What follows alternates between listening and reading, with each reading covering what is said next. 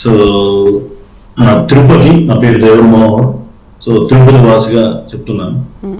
మామూలుగా మనం చూసినట్లయితే ఇప్పుడు కూటమి ప్రభుత్వం వచ్చాక, గత ప్రభుత్వం కూటమి ప్రభుత్వం వచ్చాక ఏంటంటే మేము సంక్షేమం అభివృద్ధి రెండు వైపు చేస్తూ వెళ్తాం.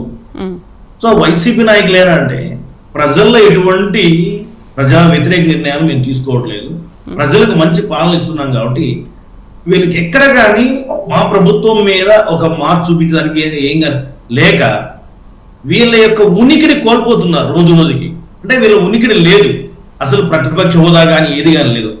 దాని మీద ఉంది అని చూపించుకోవడం కోసం, అలా మీడియాలో రావడం కోసం, వాళ్ళ వైఎస్ఆర్సీపీ పార్టీ అనేది కూడా కానీ ఒకటి ఆంధ్రప్రదేశ్ రాష్ట్రంలో ఉంది అని తెలియజేయడం కోసం వీళ్ళు తెచ్చుకున్న అంశం ఏంటంటే తిరుమల తిరుపతి. ఎందుకంటే మనం ఆంధ్రప్రదేశ్ రాష్ట్రం అన్నా కొంతమందికి ఉండొచ్చు, కొంతమంది గుర్తు ఉండకపోవచ్చు. అదే తిరుమల తిరుపతి అంటే ప్రపంచం మొత్తం తెలుస్తుంది. ఓ తిరుపతిలో ఏదో ధర్నాలంట, తిరుపతిలో ఏదో అరెస్ట్ అంట, తిరుమల ఇష్యూ అంటే ఆటోమేటిక్ గా ప్రపంచం అంతా ఒకసారి చూస్తుంది. అంటే వీళ్ళు లాస్ట్ ఇయర్ కూడా కానీ గత ప్రభుత్వంలో 5 సంవత్సరాలు వీళ్ళు చేసింది ఏంటంటే డైవర్షన్ పాలిటిక్స్. ఈ రోజు కూడా అదే చేస్తున్నారు. వీళ్ళు ప్రతిపక్షం పోయిందని లేదు, ప్రజలు వీళ్ళకి ఎంత బుద్ధి చెప్పారు, 11 సీట్లు ఇచ్చారు, అయినా కానీ మనం ఏం నేర్చుకున్నామని ఈ రోజుకి వాళ్ళ నాయకుడుగా అనుచరులు ఉన్నటువంటి ఈ రోజు తిరుపతి చేస్తున్నటువంటి ఈ డ్రామా ఆర్టిస్ట్ భూమా కరుణాకర్ రెడ్డి అవుతానేమి, అతని తనయుడు ఇంకో డ్రామా ఆర్టిస్ట్ ఇతను భూమా అభినయ్ రెడ్డి గారు అవుతానేమి, దాని తర్వాత మాజీ మంత్రి ఈమె ఒక టూరిస్ట్ అని చెప్పి టూరిస్ట్ అనే పదానికి కూడా విలువ లేకుండా చేసినట్టు వ్యక్తి ఎవరు అంటే రోజా గారు. వీళ్ళందరూ కూడా కానీ డ్రామాలు చేస్తున్న దిట్ట. అందుకోసమనే డ్రామాలు వేసుకుంటూ తిరుమల తిరుపతి అవుతే మాకు హైప్ వస్తుంది, లేదా మేము మీడియాలో కనిపిస్తాం, 4 మీడియా ఛానల్ వచ్చి మమ్మల్ని మీడియాలో ప్రొజెక్ట్ చేస్తాయనే తప్పించి దీంట్లో ఎటువంటి వాస్తవం లేదండి. నేను సూటిగా మన భూమన అభినయ్ కానీ భూమన కరుణాకర్ రెడ్డి గారిని అడుగుతాను. వీళ్ళు టీటీడీ చైర్మన్ గా ఉన్నారు కదా, ఎవరు మన భూమన కరుణాకర్ రెడ్డి గారు 2 సార్లు 3 సార్లు పర్యాలు అంటారు. ఎప్పుడైనా మీ జీవితంలో ఒక 10 రోజులు ఆవును పెంచారా? గోశాలకు వెళ్ళారా?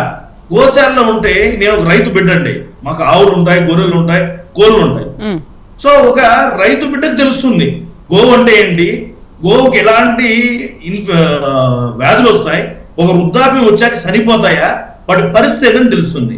నువ్వు ఇన్ని సంవత్సరాలు నీ జీవితంలో 3 టర్ములుగా ఉన్నటువంటి టీడీ చైర్మన్ గా మీరు ఎప్పుడైనా సరే గోశాలకు వెళ్ళి గోశాలలో ఏమేమి ఉన్నాయి, ఎన్ని ఆవులు ఉన్నాయి, ఏమన్నా చనిపోయినాయా, లేదా దీనికి ఎలాంటి కేర్ తీసుకుంటాం? మనకు సపోజ్ ఒక ఆవు ఉంటుందండి, మగ ఆవు ఆడావు ఉంటుంది. ఆడావు అనేది ఒక 4-5 బిడ్డలకు జన్మనిచ్చిన తర్వాత ఆటోమేటిక్ గా పాలు తగ్గిపోతాయి, వాళ్ళకి నెక్స్ట్ రీప్రొడక్షన్ రాదు కాబట్టి ఆటోమేటిక్ గా వృద్ధాప్య చనిపోతాయి.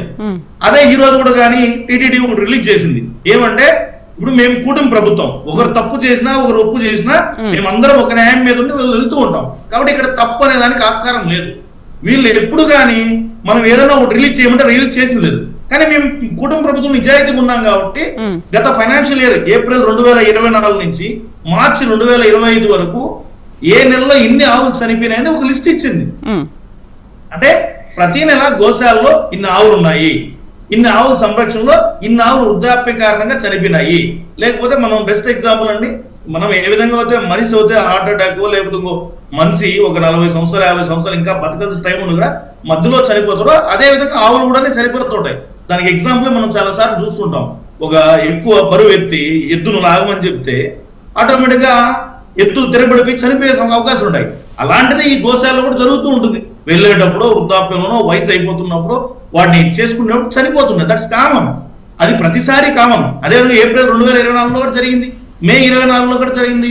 ఆ రోజు ఆపద్ధర్మ ముఖ్యమంత్రిగా లేకపోతే ముఖ్యమంత్రిగా ఉన్నటువంటి వైఎస్ జగన్మోహన్ రెడ్డి గారు లేరా, లేకపోతే టీటీడీ చైర్మన్ గా మీరు లేరా?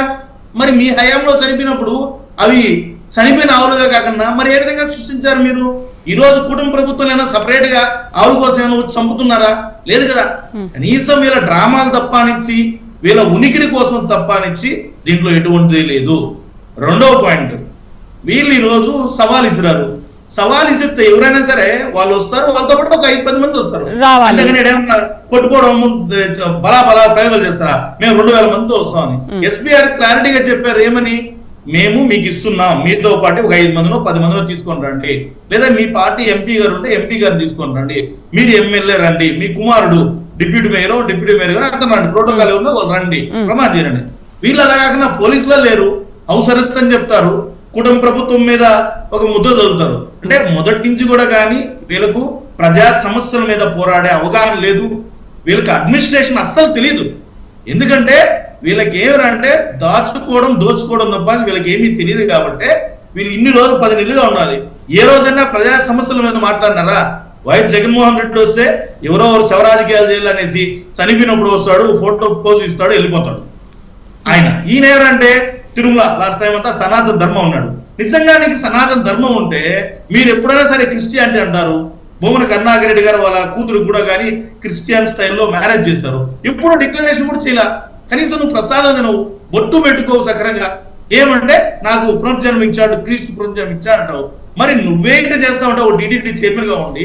నువ్వు సనాతన ధర్మం గురించి మాట్లాడడానికి కానీ గోవుల గురించి మాట్లాడక నీకు అర్హత ఉందా?